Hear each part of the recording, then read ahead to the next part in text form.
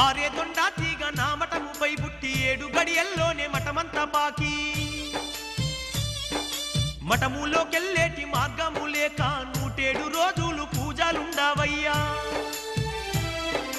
మక్కలోన నల్ల పంది బుట్టి మహమ్మదీయుల్లోన తగువు పెట్టేనయ్యా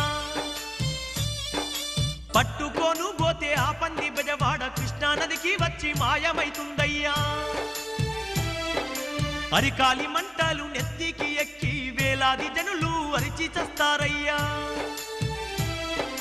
ఈ గ్రామములోని అచ్చమ్మ గారి వంశమే నాశనమైపోతుందయ్యా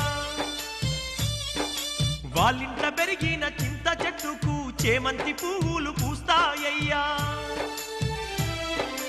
బనగాన పల్లె దుర్రేరు పొంగి 3 వంతుల ఊరు మునిగిపోతుందయ్యా నవాబు పాలన పాడైతుంది